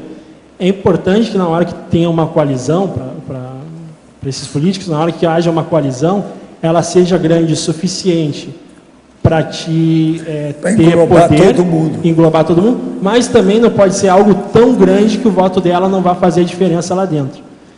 Então, por isso que começam a ocorrer essas repartições e coalizões entre um partido e outro.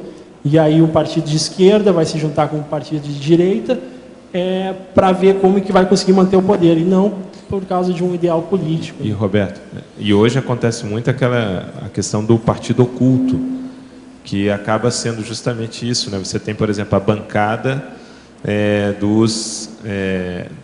do agronegócio, por exemplo. Então, são vários partidos. O lobismo. Entra a bancada evangélica. Quer dizer, você tem representantes de vários partidos que, na verdade, eles formam um partido oculto. É um outro partido que não está ali oficialmente, mas existe a bancada evangélica, a bancada disso, a bancada daquilo. Então, isso é interessante de ver também. Quer dizer, fica meio nos bastidores, né? O ideal é não ter partido. Do jogo do bicho, tem de tudo. O ideal era não ter partido, era discutir diretamente a ideia, independente de quem a tivesse. De que maneira o senhor classificaria o comportamento de uma pessoa que, quando está em casa, fica andando de um lado para o outro, fica de janela a janela, senta, levanta, deita, levanta e fica andando pela casa? Essa pessoa é muito nervosa, explode com muita facilidade, é muito ansioso, não quer saber de procurar um psicólogo, não aceita nenhum tipo de tratamento. Eu fico sem saber o que fazer e como posso ajudá-lo. Primeira coisa, preciso saber o que você é dele. Aqui você não está falando. Se você é uma mãe, é fácil. Chama um psiquiatra com os enfermeiros e pega o cara e vai dar remédio para ele.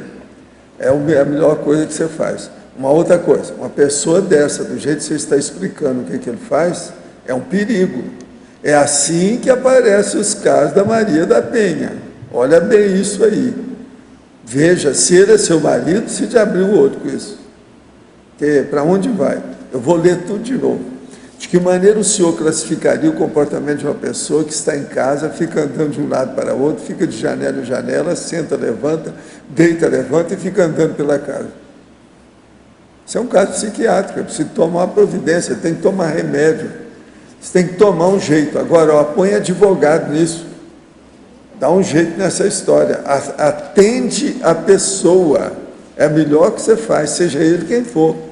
Você tem que fazer assistência para ele enquanto pode, porque é desse jeito que amanhã pode ele avançar numa pessoa. Avança do jeito que é um cachorro, mesma coisa. Aí já não é macaco mais.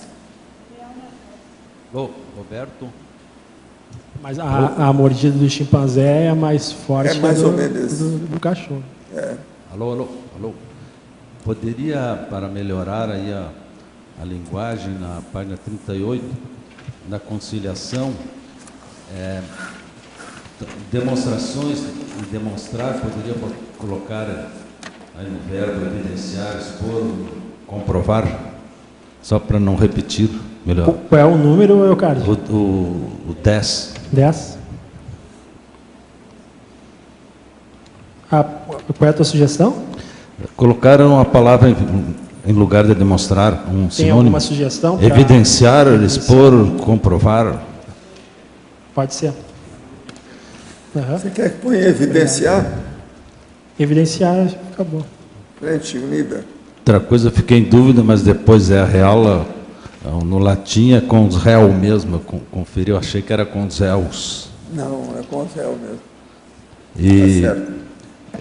Queria que explicasse no sinergismo, o primeiro, o lastro subhumano, racionalidade e sniper. Sniper, tá certo. É o atirador de elite, né? Que aí já entra, a pessoa tem a mesma índole, a mesma impulsividade animal para matar o outro. Só que aí já começa a entrar a racionalidade e a destreza, né? Então já tem lá o polegar, já consegue segurar. É o matador de elite, exterminador, atirador de elite, tem vários nomes. Então antes, quando ele era leão, ele tinha só uma boca para matar. Agora ele descobre que tem uma tecnologia lá que ele pode matar centenas no mesmo dia. Não, aperta um ele dá botão, explode a no bomba meio da atômica. testa da pessoa a 1 quilômetro de distância. Então a racionalidade aí misturada junto com o laço subhumano aumenta exponencialmente E outra coisa, ele se periculosidade. aposenta e fica relacionando o tanto de pessoa que ele matou. Herói de se guerra. jactando daquilo. E outra coisa, os colegas dele têm ele como um herói, um ícone. Uma das piores coisas que tem na Terra atualmente é o sniper. E ninguém fala muito nisso, por causa do governo, por causa do exército, por causa do Pentágono. Sniper não é fácil. Alô?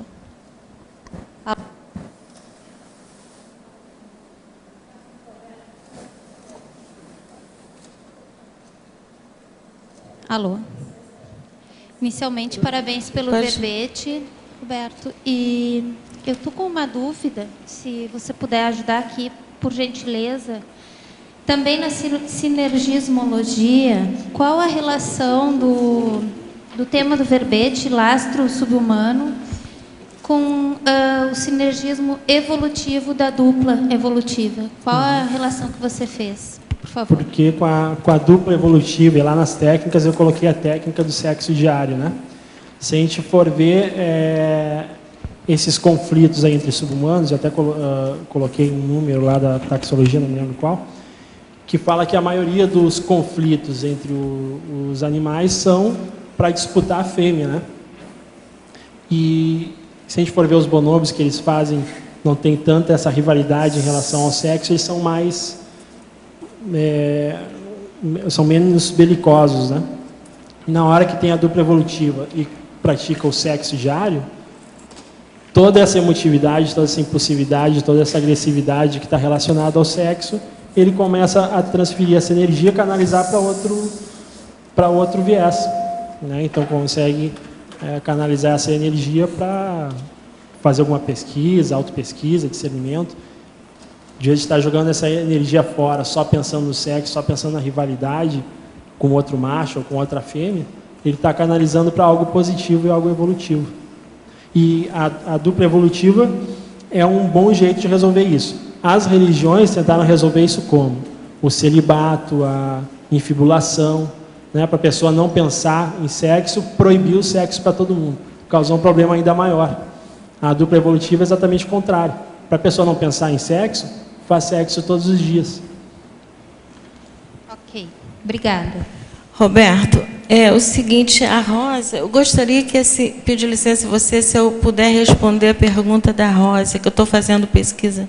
Você falou sobre a questão da cerebrologia, a questão do corte cerebral nos primatas, que você fez uma pergunta para ele. Queria saber se as espécies, se fica bem evidente que, à medida que as espécies, porque ele falou de diferentes espécies mesmo na primatologia, se essas diferenças de espécies se refletem diferenças de neocórtex, que é o neocórtex que vem a racionalidade. Aí eu queria saber quais eram as diferenças evidentes. Porque, ainda por exemplo, não cheguei a essa diferenciação de espécies. Tem essa espécie que ele cita aqui, que é dos bonobos, sei lá, bonobos, que do que tudo indica já tem a sociabilidade maior. Então eu queria saber, é uma curiosidade, eu nunca. O que os paleoantropólogos estudam, e que estou fazendo essa pesquisa, é que existe mudança a partir do bipedismo, que é a partir do quando o animal começou a andar com as duas pernas, já começaram a ter mudanças no corte cerebral. Então, foram tendo mudanças desde o Homo erectus, o Homo sapiens, e uma diferenciação muito grande entre o Cro-Magnon e o Neandertal. Mas, então, isso é que os paleoantropólogos, entre as espécies, eles falam muito em questão comportamental. Agora, há áreas específicas no cérebro que são, digamos assim, estimuladas de acordo com a espécie. Por exemplo, a espécie que desenvolve mais a linguagem. Não, eu sei, eu dei uma estudada rápida nessa coisa da evolução cerebral. Só que, no caso dos macacos, eu fiquei interessada. Até para saber em qual espécie eu ia querer me encaixar. O bonobo e o chimpanzé, Rosa, eles são muito próximos um do outro. O que vai ver essa diferença e qual que é mais próximo do homem vai ser a partir do mapeamento genético. Bonomo quer dizer bom homem. Algumas décadas atrás até se achava que era a mesma espécie. O bonobo e o chimpanzé estavam dentro da mesma espécie, depois que houve a dissolução. Agora, para o verbetógrafo. O macho alfa seria obrigatoriamente o mais sábio ou o mais forte? Quais são os traços dessa personalidade tão atual? Podemos dizer que cada igreja, cada caserna, cada tribunal de justiça e cada instituição tem o seu macho alfa? Não deveria, né? O macho alfa ele é o que tem mais força, né? Então ele se estabelece pelo poder, pela força. Geralmente é um macho jovem e que tem a força. A hora que ele começa a passar da idade, vem outro jovem, desafia ele, e é na base da briga, não é na base da meritocracia. O que acontece, que tem até um livro chamado Animais Políticos, que descreve uma situação política lá em um grupo de chimpanzés. Então tinha um macho que ele já estava velho, então ele não tinha força para desafiar o líder. O que ele fez? Ele começou a desafiar o segundo na hierarquia, porque os dois juntos conseguiam derrotar o líder. Aí derrotaram ele, passaram algum tempo lá como ele apoiando, né, o atual macho alfa. Depois de um tempo, o macho alfa achou que não tinha mais importância nenhuma e começou a escantear, colocar para o lado esse macaco mais velho que havia ajudado ele. O que aconteceu? É o conselheiro. Esse é o assessor. Era o conselheiro, é o exatamente. Vice. Exatamente. Pois é o vice. Na monarquia, isso é exatamente. É o poder por trás do trono. Não, você mesmo fala ali que quando ele fica velho, ele se torna conselheiro, ele começa a falar. Então, o que aconteceu? O antigo alfa viu que aquela coalizão havia se separado, foi lá, desafiou e voltou para a liderança. O que aconteceu? Os antigos aliados, que já estavam um de cada lado, os antigos aliados que já estavam um de cada lado, se juntaram de novo e derrotaram mais uma vez o líder. Só que nessa briga eles acabaram matando o líder. Então o conselheiro perdeu a função dele, porque já não tinha mais alguém para desafiar. De novo, o macho alfa escanteou lá o conselheiro. O conselheiro começou a procurar, achou um outro macho jovem que pudesse desafiar o líder. Começou a incentivar ele. Foram lá, desafiaram de novo o macho alfa e acabaram matando, numa dessas brigas, acabaram de novo matando o alfa. Mais uma vez o conselheiro perdeu, escuta, e aí fica esse nessa... conselheiro é aquele filósofo que ajuda o cara, o grande, que vai ser depois o líder para matar todo mundo dos homens, é a mesma coisa. Isso tudo aí já foi estudado também. Por exemplo, o Sócrates ajudou os outros, Platão, Aristóteles, esse povo tudo era o conselheiro, ajudando o cara a fazer a guerra. É um fato. Professor Roberto, quando convivemos com pessoa que tem muitas manifestações desses 30 itens de comportamento de Estado, o que podemos fazer para assisti-lo? Em primeiro lugar, paciência. Né? Mas...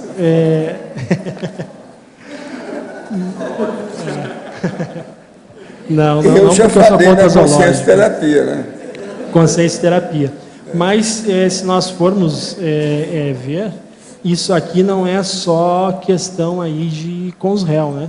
Se cada um parar para avaliar cada trecho, um pouquinho, né? Um índice, um percentual pequeno de cada um desses traços, muita gente acaba se... Para mim, até o desperto é que está o grosso da coisa. Escuta, depois começa... Essa senhora não está falando nada que tem que ver com a Lindário ou com o Igor, nada disso, tá? É outra pessoa.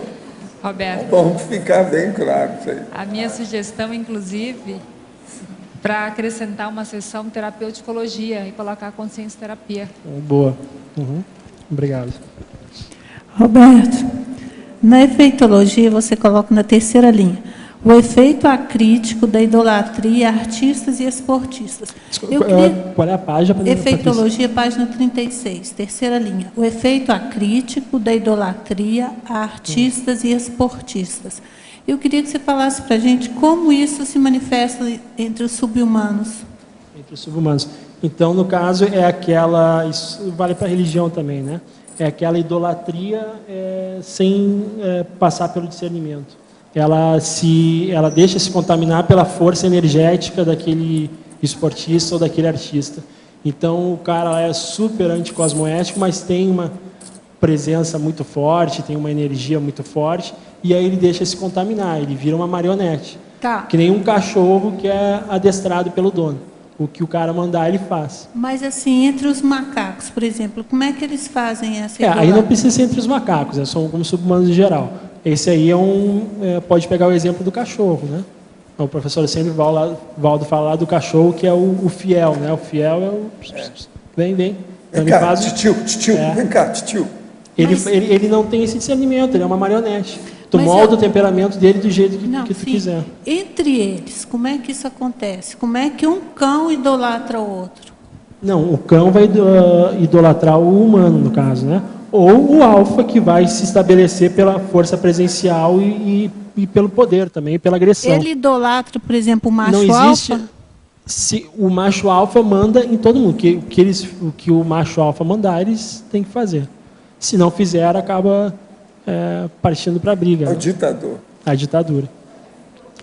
O poder que o macho alfa tem é da força dele. É do poder. Poder. Não é da autoridade moral, é do poder, da força. Sim, mas da onde que vem esse poder? É força física, porque ele conquista força mais física, força física. O embate é agressivo, é físico. Então, se o outro lá não respeitar o macho alfa mata o outro animal. É agressivo. E isso se estabelece assim, fica. Eles reconhecem aquele como alfa e todos respeitam, todos se enquadram dentro da hierarquia. E o que eu quis colocar aqui é que o líder, não é que a gente não tem que ter um líder. Lógico que a hierarquia evolutiva existe, mas a partir da meritocracia, né? Tu não precisa se engalfinhar com o outro para ver quem é que vai ser o líder. Evolutivamente, as coisas acontecem naturalmente. Ninguém precisa estar disputando aí um lugar ao sol com unhas e dentes. Eu não preciso querer impor a minha ideia. Eu tenho uma ideia que eu vou querer impor. Vou lá, faço um livro bem grande, bem grosso, de capa dura, coloco lá na mesa do macho alfa, e aí? Essa aí é o que acontece nas academias também. Né? E aí, tá bom ou o que mais? Estou desafiando o macho alfa. Mas está desafiando a partir do poder, né? Da força lá do livro. Pode ter um monte de bobagem dentro do livro, mas ele acha que ele está fazendo alguma coisa. Obrigada, Roberto. Faixa preta.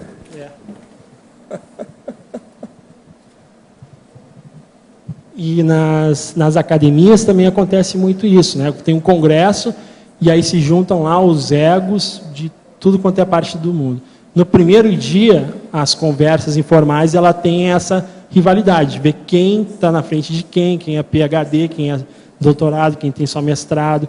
Então, um vai lá, tenta derrubar o argumento do outro, ou não deixa o outro falar. No segundo dia do congresso, as coisas começam, cada um começa a respeitar a sua hierarquia. Então, aquele lá é o de cima, então os de baixo vão tentar derrubar o argumento daquele que está em cima.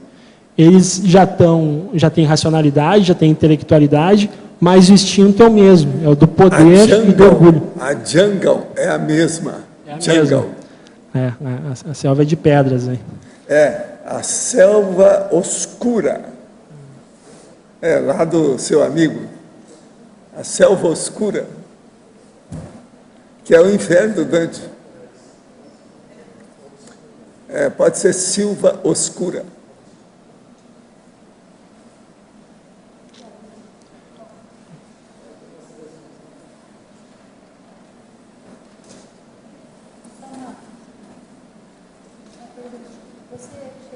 Também a relação com o Tai Chi Chuan? Não pesquisei. Dos bichos? Porque tem o processo da energia também, então o processo... Mas essa é chinesa.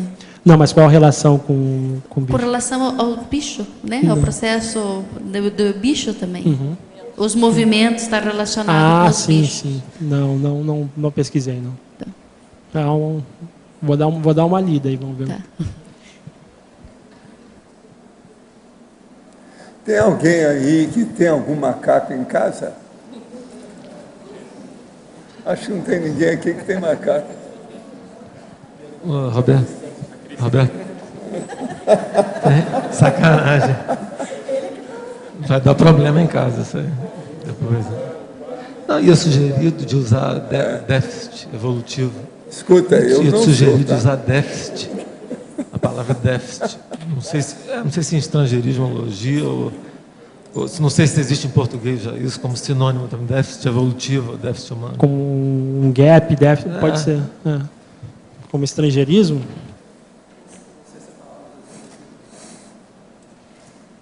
Eu coloquei a ausência de know-how evolutivo, né? Pode ser.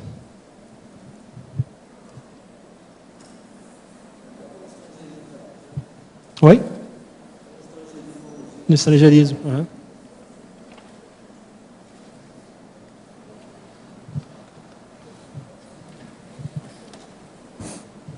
Roberto, o gorila geralmente tem gente da ditadura aí que chamavam de gorila.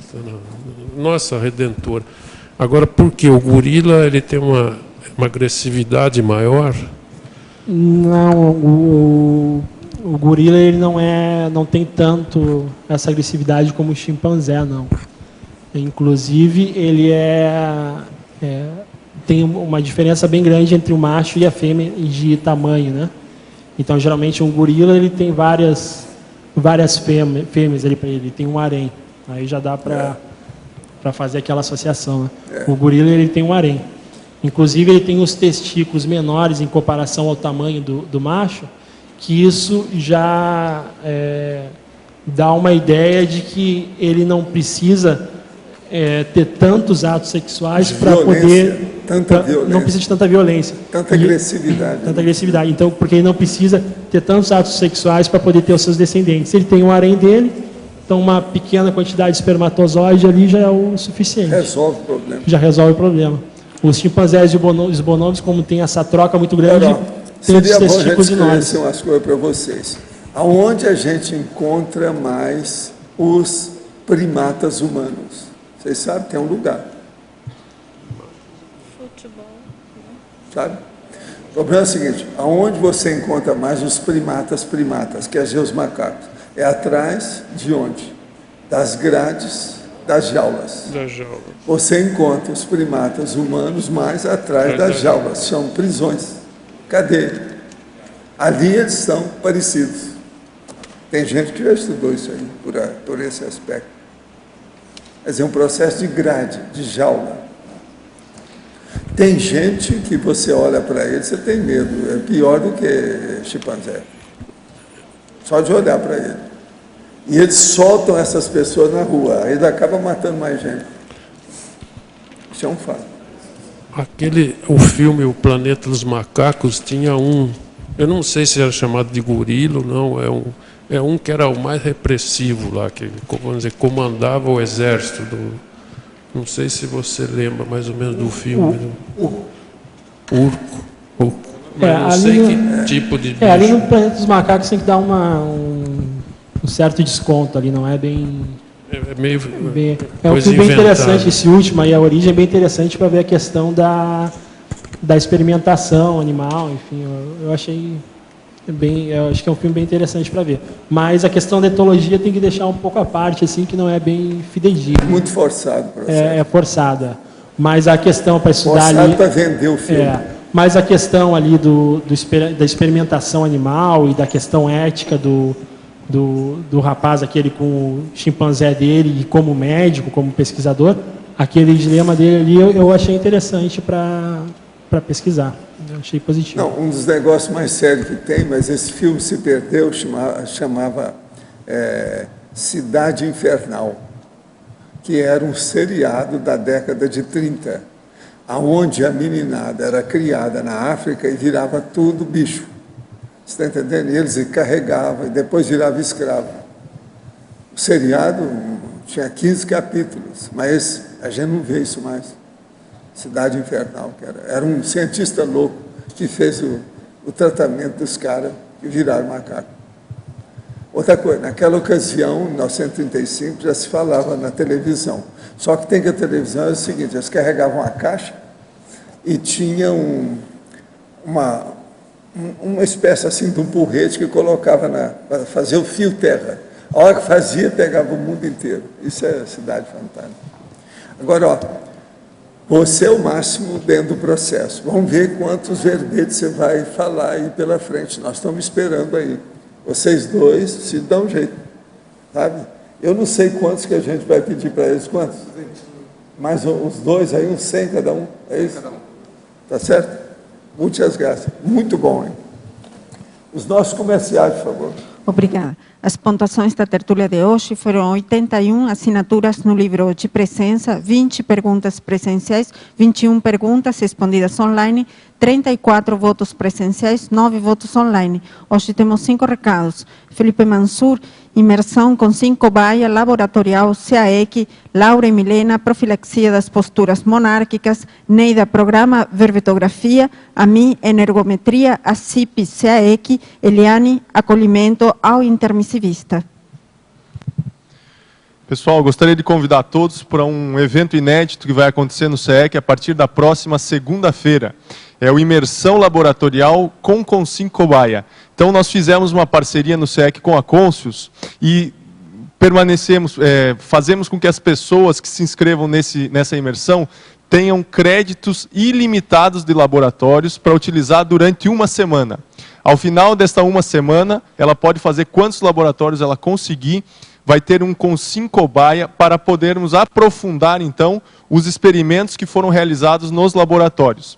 A imersão começa segunda-feira e vai até sábado, Se a pessoa quiser, ela pode marcar laboratório das 8h30 da manhã às 19 horas da noite, que é o último horário. Então, de 23 a 29 de janeiro. Créditos ilimitados. Esse Consincobai ele vai ser exclusivo para as pessoas que estiverem realizando a imersão laboratorial. Então, o foco da Consus é justamente ajudar os pesquisadores a aprofundarem a sua autopesquisa que foi suscitada aí nos laboratórios. O mater pensene dessa imersão que nós estamos colocando é auto-organização. Auto-organização para que nós possamos começar o ano de 2012 pensando em otimizar a auto-organização de todos os pesquisadores da Conscienciologia. Então, convido a todos, eu particularmente estou inscrito para fazer esses laboratórios durante os 6 dias e depois também participar do Consincobaia no próximo domingo, dia 29. Obrigado. Boa tarde. Nós gostaríamos de convidá-los para o curso Profilaxia das Posturas Monárquicas, que ocorrerá neste final de semana, a partir de sexta-feira. No primeiro dia do curso, a primeira aula será sobre feudalismo, antessala da monarquia. Essa aula tem como objetivo fazer uma contextualização desse período anterior ao absolutismo monárquico, levantando as principais características e o que embasou a monarquia propriamente dita, que a gente vai estudar ao longo desse final de semana. Outra das aulas que nós vamos ter é das personalidades consecutivas dentro do contexto monárquico. Também vamos ter uma aula para focalizar nos perfis que ainda podem prevalecer na gente. E, sobretudo, lembrar vocês que o curso começa agora, a próxima sexta-feira. Ainda estão em tempo de fazer as inscrições. E lembrar também que o nosso grupo, na grande maioria, vocês sabem que a gente perteneceu ao clero ou à monarquia. Então, não deixem passar esta oportunidade para vocês se conhecerem melhor. Obrigada. Boa tarde a todos. A PREIC de Verbetografia, em parceria com o CAEC, convida a todos a participar do próximo programa Verbetografia, que tem início de 23 a 26 de fevereiro, logo após o curso Balanço Existencial. Então, para quem tem interesse em participar dessa mega gestão grupal e escrever verbetes para a enciclopédia, não percam a oportunidade. Além disso, nós salientamos que as pessoas interessadas podem entrar no site da tertúlia e encontrar lá 3 aulas abertas que podem assistir, vão ter uma visão de como será esse curso. Isso também vai dar uma ideia do título para quem ainda não tem o tema escolhido, para que a pessoa já chegue no curso com essa visão temática do que ela quer passar no seu verbete. Então, para maiores informações, busquem a recepção do CAEC ou ainda pelo telefone 45 3525 2652.